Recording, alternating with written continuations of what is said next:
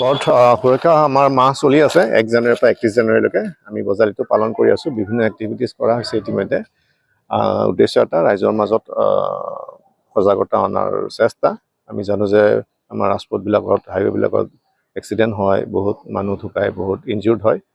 তো সকলোৱে নিয়মবিলাক জানে কি কৰিব লাগে গাড়ী মটৰ চলাওঁতে হেলমেট পিন্ধিব লাগে ছিট বেল্ট মাৰিব লাগে মোবাইলত কথা ক'ব নালাগে সেইবিলাক জনাৰ পিছতো কিন্তু কামখিনি নকৰে বহুতে নকৰা দেখা যায় আৰু সেই ক্ষেত্ৰতে এক্সিডেণ্টবোৰ হয় গতিকে আমি ইচ্ছা ভাবোঁ যে এইবিলাকতো হ'ব নালাগে আৰু ৰাইজে নীতি নিয়মবিলাক মানি চলিব লাগে আৰু তাৰে সজাগতাৰ কাৰণে আজি বাইক ৰেলীটো আয়োজন কৰা হৈছে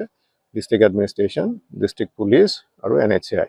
সকলোৰে সহযোগত একেলগে আজি কৰা হৈছে তেওঁলোকে এতিয়া ওলাই গ'ল ইতিমধ্যে আৰম্ভ হ'ল তেওঁলোকে ইয়াৰ পৰা পাটাচাকুৰিচলৈকে যাব আৰু তাৰ পৰা ঘূৰি আহিব উদ্দেশ্য এটা ৰাইজৰ মাজত সজাগতা বৃদ্ধি কৰা ৰেলীটো কিমান দূৰত্ব ইয়াৰ পৰা ক'লোঁ আপোনালোকক ইয়াৰ পৰা ওলাই গৈছে পাটাচাকুৰি আমাৰ ডিষ্ট্ৰিক্ট বৰ্ডাৰলৈকে যাব আকৌ তাৰ পৰা তেওঁলোকে ঘূৰি আহিব যিকোনো খবৰৰ বাবে যোগাযোগ কৰক আমাৰ এই নম্বৰত 9181 307 2221